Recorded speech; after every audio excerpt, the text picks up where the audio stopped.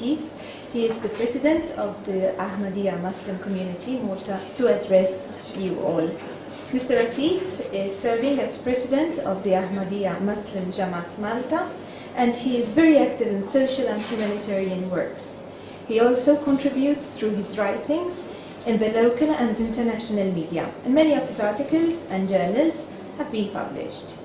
He speaks 8 different languages, amongst these English, Arabic, Maltese, Urdu, and Sindhi. I hope you speak English here.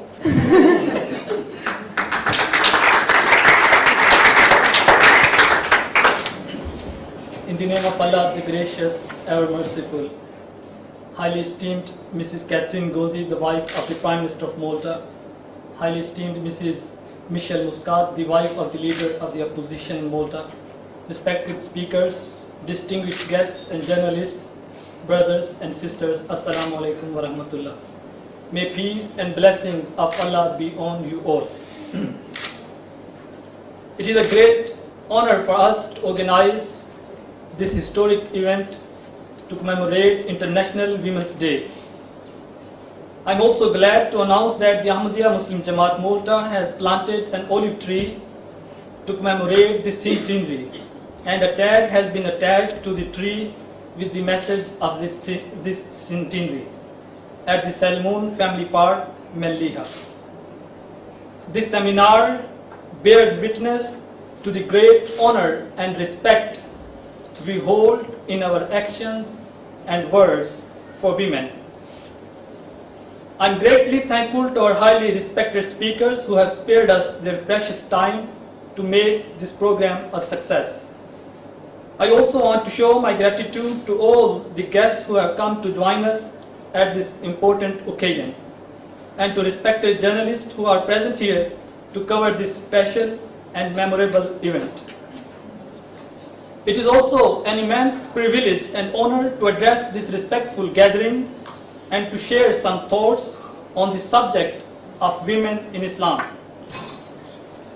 Islam is the name given by Allah the Almighty to the true religion revealed by God to Prophet Muhammad, peace be on him, over 1400 years ago. Islam means peace and submission to the will of God. It presents a way of life and gives guidance under all possible situations and covers the entire sphere of human activities. It highlights the rights and obligations for everyone. Islam condemns any discrimination between men and women and prescribes equal rights and duties for them. The founder of Islam, Prophet Muhammad, peace be with him, was extremely keen on improving the condition of women in society and on securing for them a position of dignity and fair and equitable treatment. Islam pays great respect and honor to women and absolutely believes in equality between women and men. The Holy Quran states, "And they, the women, have rights similar and equal to those of men over them in equity." It further states, "Whoso does good, whether male or female, and is a believer, shall enter paradise, and they shall not be wronged." These verses clearly show that women and men are equal. Women are inferior to no one, whosoever. For women, there are exactly equal rights as for men. There is thus total equality, and there is no difference whatsoever between the fundamental human rights for women and men.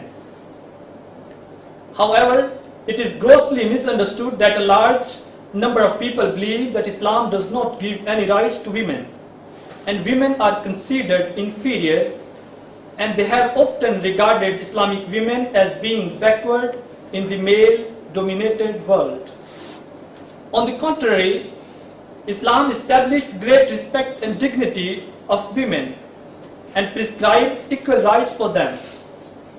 The moral, spiritual, and economic equality of men and women as ruled by Islam is unquestionable.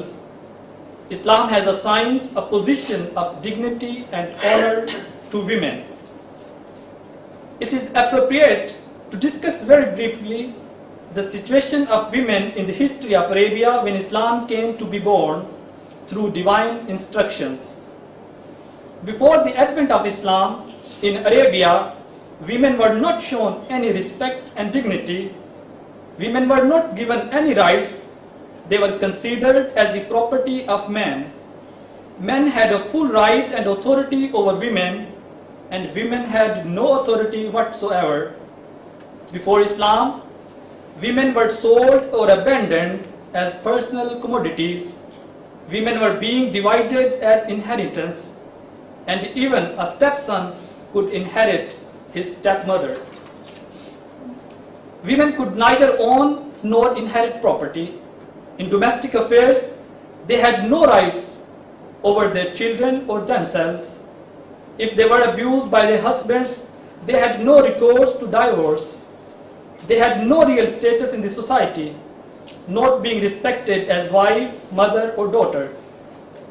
Women were given little or no education and had no say in religious matters, being regarded as limited in spirituality and intellect.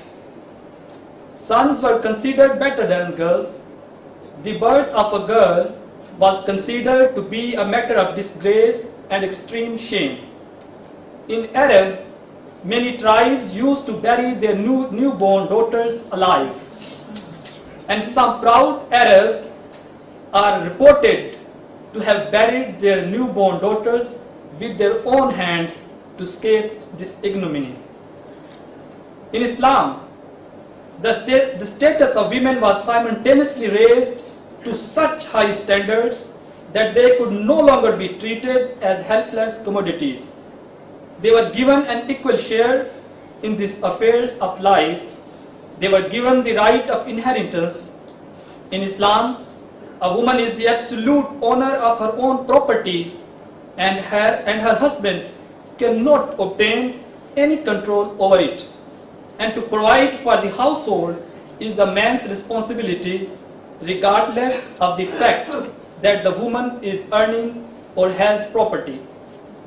The Holy Quran states, "For men is a share of that which parents and near relations leave, and for women is a share of that which parents and near relations leave." A woman was also given freedom of decision. The Holy Quran says, "O ye who believe, it is not lawful for you to inherit women against their will."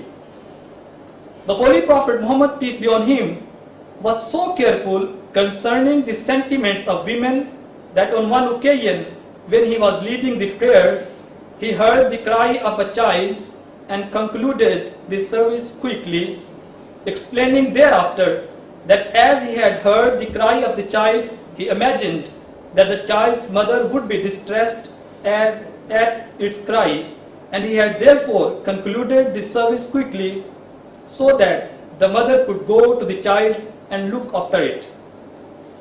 When during any of his journeys, women were also among the party, he always gave directions that the caravan should move slowly and by easy stages. During a battle, confusion arose among the ranks of the mounted soldiers, and the animals became unmangeable.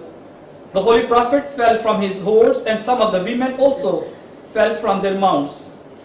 One of his companions, who was riding a camel immediately behind the Prophet, jumped down and ran towards him, crying, "May I be your service, O Messenger of Allah?" The Prophet's foot was still in the stirrup. He released it hastily and said to the companion, "Don't bother about me, go and help the women." And he showed a clear example of ladies first. Islam declared equal opportunities to women and men to seek knowledge. The founder of Islam says, "It is the duty of every Muslim man and Muslim woman to seek knowledge." Islam instructs Muslims to protect women all over the world from any abuse and barbarity. Those who mistreat women in so-called Islamic states violate the teachings of the Holy Quran and the Prophet of Islam. I admit that in some Muslim countries, women are not treated well. stoning women to death, honor killing, neglecting women in taking decisions, depriving them from their basic human rights such as education, work, driving, property, and social activities, beating women, and forced and unwilling marriages, all are very sad aspects. These are all misconceptions and misinterpretations of Islamic teachings, and this all happens because of lack of understanding of the social teaching of Islam.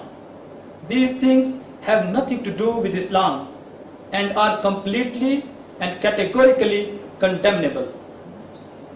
The role which women play in Islamic social system is certainly not of concubines in harem, nor of a society imprisoned in the four walls of their homes, barred from progress and deprived of the four walls of the light of knowledge. Women have different roles in societies. Sometimes a woman appears as a mother, sometimes as a wife, and sometimes as a daughter. All these roles are respected and dignified in Islam. A woman as wife holds a very high position in Islam. The Holy Quran states, "O ye who believe, it is not lawful for you to inherit women against their will, nor should you detain them wrongfully, that you may take away part of that which you have given them, except that they be guilty of flagrant evil, and consort with them in kindness. And if you dislike them, it may be that you dislike a thing wherein Allah has placed much good." Islam gave women right to counsel with their husbands in their affairs. They were no longer deprived from the right to oppose their husbands, fathers, or other male members of the family. They could now stand up to their husbands and talk back to them. They could reason with them and, of course, had the full right to disagree. They could not only be divorced, but they had equal rights to divorce their husband if they may need.